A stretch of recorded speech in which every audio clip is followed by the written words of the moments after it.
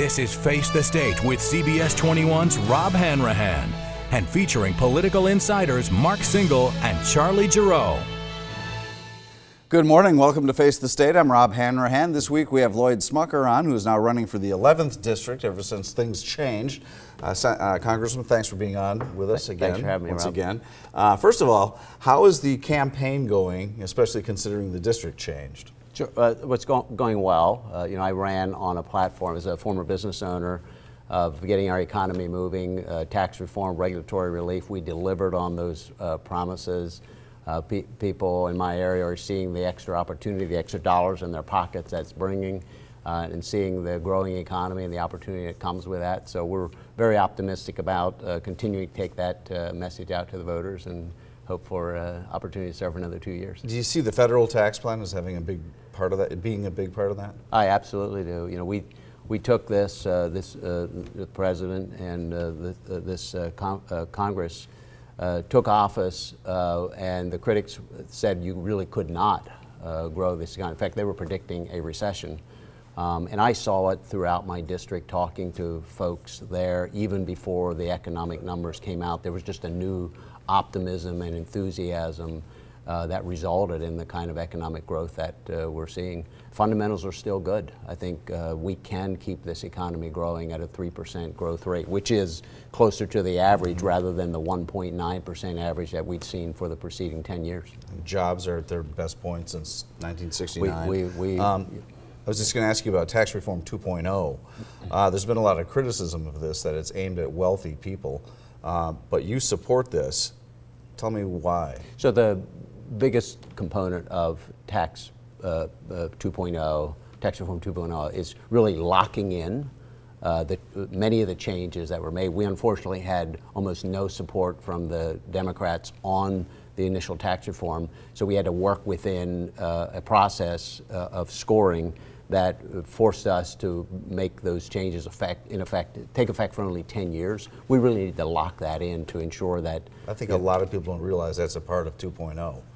That's the biggest component of 2.0, and then there is also there are additional vehicles that would provide for more ways for families to save dollars in the way they want and for what they want it to be used for. It'd be a universal tax savings account, as well as some other changes. But you've talked about jobs, and we were talking before we came on, and I found it interesting that you said we really have to start with the educational process because there are jobs available out there, but people are not trained to do them.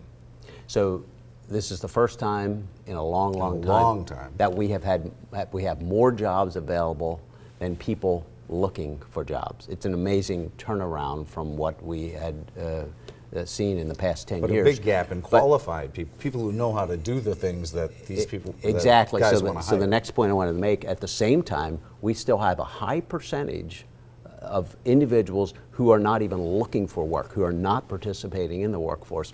We need their skills. We need their talent. We need to do a better job of ensuring that those who maybe today are not participating in the workforce have the skills, have the incentives in place to move into the workforce. We need to focus on career and technical education, apprenticeship programs. I would never discourage anyone from a 4-year college degree, but it's not for everyone. And there are great opportunities out there, great family-sustaining jobs available, maybe through a certificate program or a 2-year degree or an apprenticeship program.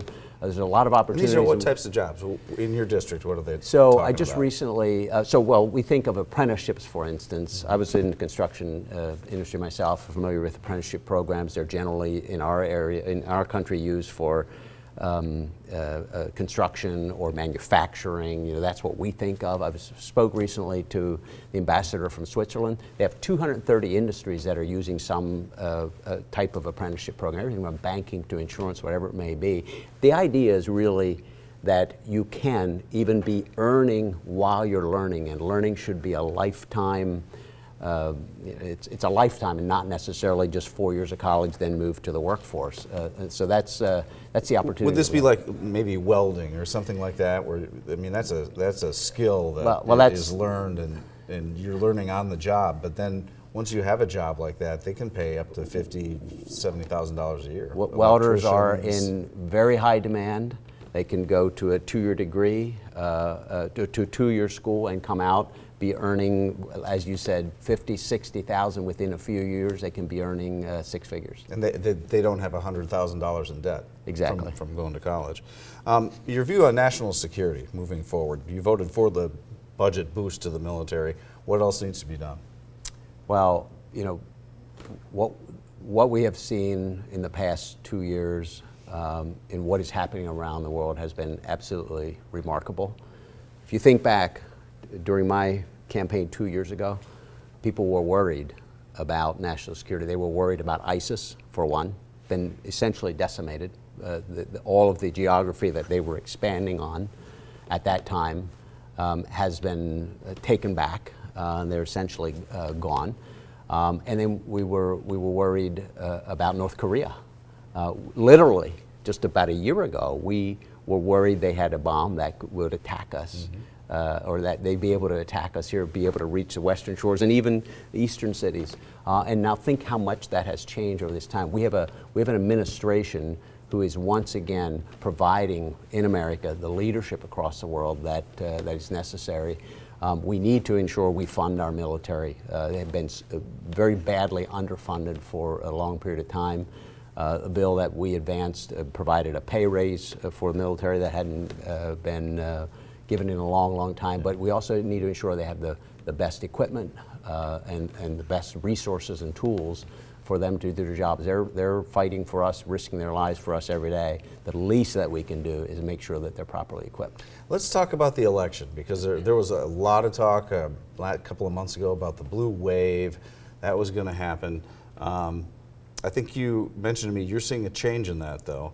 Is the Republican Party getting this message out of the good things that have happened? I think so. And you know, a month ago, I wasn't so sure about that, but I'm seeing Republicans really understanding what is at stake in this election. We know that the Democrats are charged up, ready to get out. They're ready to vote. They've got a lot of money this time around. I'm seeing that in Republicans now as well. There are very, very different visions about what direction to take this country, and I think Republicans are understanding what's at stake. How do you feel about how split Washington is? It's, the we Kavanaugh are. thing is a great example. I think it is, and I think that's just the latest example. We're perhaps, the country, I think, is perhaps more polarized than it has been in a long, long time. And what's sad about that is too often we can't even talk to one another about differing opinions. We can't, and if you can't do that, then you're not able to really get to a point where you're finding solutions. We're trying to change that in Congress. There are groups of us. We have a group called the Problem Solvers, and our freshman class as well, when we first came into office, actually signed a document saying we think Congress should be a deliberative body. We understand there are different viewpoints. We come from different experiences. We represent different districts. But so we're going to argue about what direction to take the country, but we believe we're there for the right reasons and we should treat each other with civility and respect. You have to agree to disagree, be able to walk away and still come back and talk again on another day. Specifically, how are you guys doing? You shaking a lot of hands with Democrats and everything in the House? A lot of dialogue going on? There is. So I mentioned both of those groups, but the Problem Solvers group, and I'm probably one of the more conservative members. I'm a conservative, represent a conservative district, but I still believe that the best way to advance those principles is to find agreement on solutions. Otherwise, we're just talking past one another. So we've established great friendships. I have great friends on both sides of the aisle, and I think that leads to finding better solutions. I think people will be glad to hear that. Lloyd Smucker, my guest. Your opponent, Jess King, is up next here on Face the State. Hang around. We got a lot more ahead.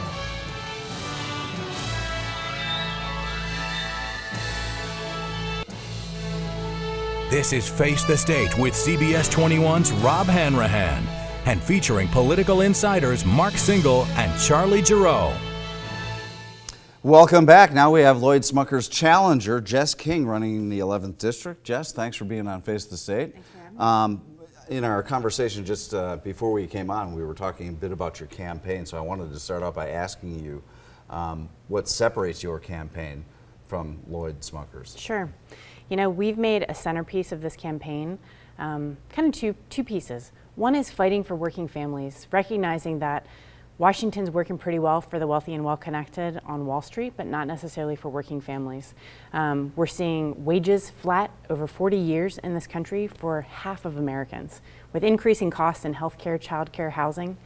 And so I think we need to address those issues to really make sure that people have an opportunity to thrive and see economic opportunity in this country. And the other thing that really separates us is how we're running. So we're running a people-powered grassroots campaign that this region has never seen. And the district is new, obviously, with the new congressional lines this year. But we've gone from a district that included most of Lancaster County, parts of southern Chester County, Berks and Reading, to being Lancaster and southern York County. And it got harder for a Democrat like me to win. But we dug in deeper, got more people involved in the process, have had over 1,000 people engage in the campaign. 80 to 90% of them have never gotten involved in politics before. Never been involved. Yep, and raised a ton of money. What's motivating them?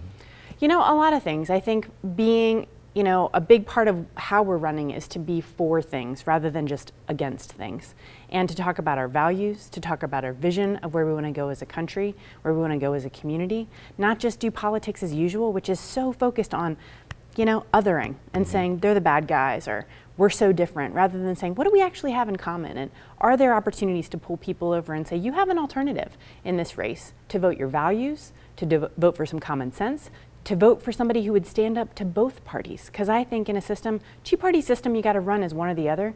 But I think that both parties have failed, and I'm showing up more like an independent. We're going into a midterm that could have the highest turnout in years of midterms in the last 20. And you're running a grassroots campaign. A lot of times people say you got to have the money to win these races. How are you raising money, and how do you feel about campaign finance? Well, it's right back to grassroots. I believe we have to totally fix campaign finance in this country. It is so broken. As a first-time candidate, I can tell you that's one of the things I've seen most clearly in this process, the influence of big money, the influence of corporate PACs and special interest on our politicians and campaigns.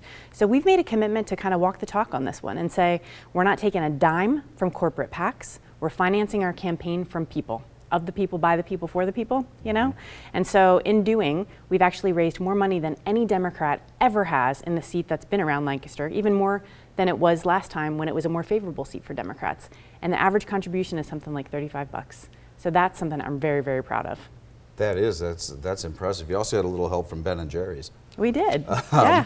So explain I that. like ice cream. I didn't want to get into that until the end, but just quickly tell us about that. Yeah. Ben and Jerry's decided to sponsor some Democratic candidates across the country. They chose you as one of them. We did, one of 7 that they're looking at, and they are inviting citizens to suggest different flavors of ice cream that represent those districts and those campaigns. So I'd love to see some shoe fly pie, some whoopie pie, some Hanover snack foods introduced into these ice creams. You could get some pretzels or some potato chips. But this isn't like going to make you ice cream super PAC or anything. They're making a small run of each thing and raffling it off and then donating the money. It's just a fun. It's a fun enterprise. I think it's a huge undertaking when you talk about trying to change campaign finance laws, especially going in as a freshman member of the House. So how can you move the dial, like in your first 2 years, on an issue that's that big? Here's the thing. I think we need to run as people who are committed to people, first and foremost, over special interests. And so we have to start with the way we're running our campaigns. And I think if you're contrasting me with my opponent on this one and see how much money he's gotten from corporate PACs, how much outside spending from special interest groups have supported him to get elected in the past, that's a huge difference that you see. And so we got to start with that. And when we elect more people who've made that commitment from the front end, we have more capacity then to have alliances with other folks that have done the same from all across this country, from across political party, to say, we know that our citizens and our constituents want to see a shift in campaign finance, but they know that we're going to be accountable to them because we've already been running that way. So we start there. Do you feel like not enough people, it's basically all public record. When you watch your congressman vote on something, you can go and find out who supports them the most, and you can oftentimes predict how their vote's going to go, and this is exactly what you're trying to fight. Follow the money. I want to talk about jobs because you have a unique approach to jobs. You want to start at a much younger age, Whereas a lot of people say creating jobs means making corporations bigger, and then they need more people and things like that. But you want to start in the education process. Yeah. Well, I kind of think of this in a couple different fronts. So my background is in small business. I grew up in a small business. I have an MBA. I've been working as the executive director of a nonprofit that's been supporting small business owners. We've grown that to support well over 1,000 entrepreneurs every year and small business owners that are the true job creators in our community. So I've seen up close and personal what it looks like for folks that are creating jobs in our local communities from the ground up. And what kind of jobs are those? So those are, it could be retail, direct service, service industry jobs where folks are doing design for other small businesses or small restaurants or painting companies or bread manufacturers, a whole range of things of kind of companies that we've worked with. And what I've seen a lot of are the same themes that inform our policy positions. Workforce training, making sure that they have employees that are ready to start and folks that have the support that they need to get into good jobs, including things like childcare and transportation, which are big barriers for folks, right? Healthcare. I hear this from small businesses more than just about anything, and it's one where we're seeing a lot of folks make a shift. Lifelong Republicans, lifelong small business owners, entrepreneurs who say we need a national healthcare plan because business as usual related to healthcare is not working. But back to jobs, a critic might say some of these jobs, a restaurant job, things like that, are not sustainable for a family. Like that's not right. Pay. Those jobs don't pay enough. Right. So what do we do about that? Yeah, that's my question. Yeah, I mean, yeah. It's great to have all these jobs open, but another thing if they're not sustainable for totally. Families. So what I've seen and some of the job creation and pathway for folks in Lancaster County, Thaddeus Stevens College of Technology, right, in Lancaster City, they could grow tenfold and still not meet the need of the employers and demand for those graduates that they have. Tenfold. That average starting wage for their graduates is $50,000 a year. That's the kind of thing we should be investing in and pushing people into the jobs in the trades, supporting that into apprenticeships in ways that get people prepared for the good jobs that exist. The trades are the thing that we're lacking right now the most. People need welders. They need people trained in these special skills. Absolutely. And those are the jobs that are open, and those are the jobs that are paying really well. You're also concerned about infrastructure. Last question. How do you go about that as a freshman congressman? Yeah, this should be a bipartisan issue, right? Yep. And being able to invest in an infrastructure and the roads and bridges that our business economy depends on to grow, right? We need to invest in that. We've seen the condition of our roads and bridges deteriorate over time, and the only way we fix it. One of the worst in the country, records absolutely, as far as the state. Absolutely. We have to choose to invest in that. That's part of the social contract. That's part of what we invest in through our tax dollars that ends up returning on that investment to us as citizens and as business owners, as folks who use those pieces of the infrastructure every day and see an incredible return on investment as we use that and grow, our lives and our businesses in the process. Jess King, running for the 11th District, thank you for being on Face the State. Having me. Really appreciate it. Nice to be here. Thank you. We'll be back with the Political Insiders coming up next. You're watching Face the State right here on CBS 21.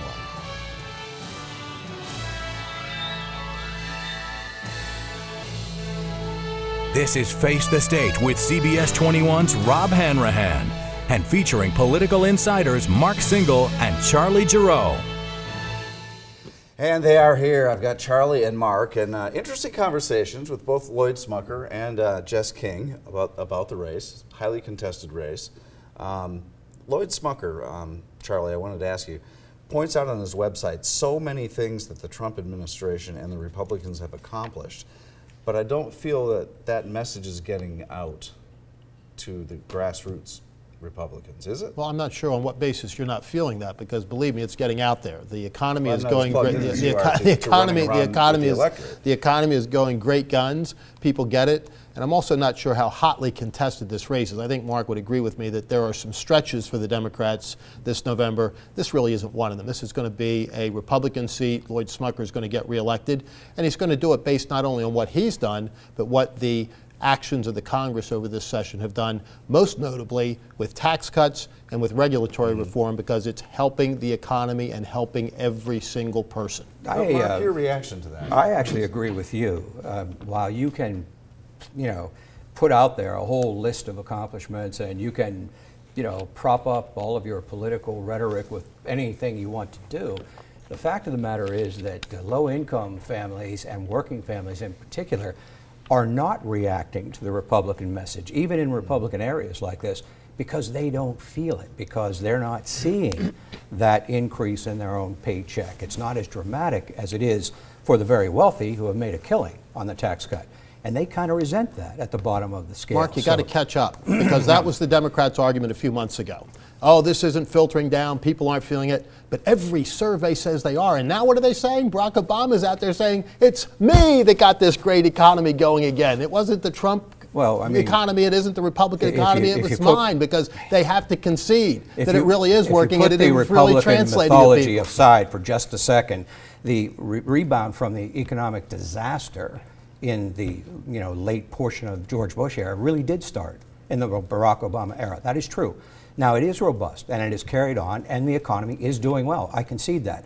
I'm just saying, as a matter of politics, it's not resonating as much as you would think it should be. And the proof of that is that in this district, for example, Trump won by 26%. The polls have Lloyd Smucker ahead by 11 or 12 max.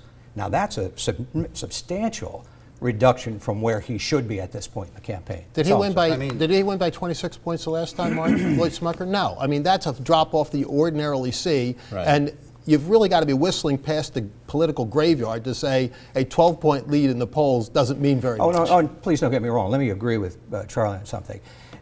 In this topsy-turvy election year, it's not likely that you're going to have very many normal races. This is a normal race where the registration is overwhelmingly Republican.